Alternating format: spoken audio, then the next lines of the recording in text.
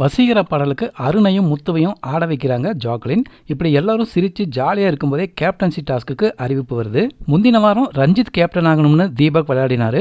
போன வாரம் Jacqueline captain ஆகணும்னு டீல் போட்டு முத்து விளையாடாம சும்மாவே உட்காந்துருந்தாரு. அதுல விஷால் கேப்டன் ஆனதாலேயோ என்னவோ அப்பெல்லாம் பிக் பாஸ்க்கு கோபப்படாம விட்டுட்டாரு.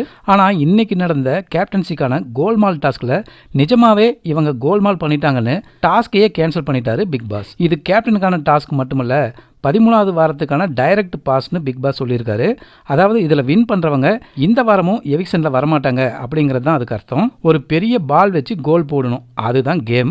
கடைசி வரையும் யார் கோல் வாங்காமல் நிற்கிறாங்களோ அவங்க தான் ஜெயிப்பாங்க. முதல்ல ஜெஃப்ரி அடித்த பால் முத்து கையில் பட்டு ஜெஃப்ரிக்கே கோலாக மாறிடுது. அதனால் முதல்ல வெளியே போயிட்டாரு ஜெஃப்ரி. பவித்ரா முத்து 2 பேரும் கடைசியாக இருக்காங்க. பவித்ரா பந்த போட முத்து தடுக்காமலேயே நிற்கிறாரு. அது பவித்ராவுக்கு கோலாக மாறிடுச்சு. பிக் பாஸும் பவித்ரா உங்களுக்கு இது கன்வின்ஸாக இருந்துச்சான்னு கேட்குறாங்க. பவித்ரா இல்லைன்னு சொல்றாங்க. 2 மணி நேரம் செட்டு போட்டு பெரிய பால் எல்லாம் கொண்டு வந்து வச்சா இவங்க 2 நிமிஷத்துல இந்த கேமை முடிச்சிட்டாங்க. மக்கள் இதை எப்படி ரசிப்பாங்க, இதெல்லாம் ஒரு கேமானு ரசிகர்கள் கழுவி ஊத்துவாங்களே அப்படின்னு பிக் பாஸ்க்கு சரியான கோபம் வந்துருச்சு. முத்துவை டாஸ்க் லெட்டரை மறுபடியும் படிக்க சொல்றாரு. கடைசி லைனை படி அப்படின்னு சொல்லவும் லெட்ஸ் கேம் பிகின் கடைசி வார்த்தையை படிக்க சொல்றாரு. முத்துவுக்கு செம டோஸ் விடுறாரு பிக் பாஸ். இன்னைக்கு 75 நாள் எங்களை ஆதரித்த மக்களுக்கு நன்றின்னு தானே ஆரம்பிச்சிங்க. விட்டு கொடுத்து ஆடாதீங்கன்னு நான் பல முறை சொல்லியாச்சு.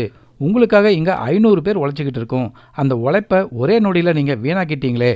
விட்டு கொடுக்கணும்னு நினைக்கிறவங்களுக்கு கதவை திறக்கிறேன், இப்போவே வெளியே போங்க அப்படின்னு பயங்கரமான கோவப்படுறாரு பிக் பாஸ். இதை என்னால் லேசாக எடுத்துக்க முடியாது. பல முறை சொல்லியாச்சு. இந்த வார கேப்டன்சி டாஸ்க் ரத்து செய்யப்படுகிறது. அது மட்டும் இல்லை, ரயான் வாங்கினது தான் கடைசி நாமினேஷன் ஃப்ரீ பாஸ், அதுவும் இனிமேல் கிடையாது, அதுவும் ரத்து செய்யப்படுகிறதுன்னு சொல்கிறாரு.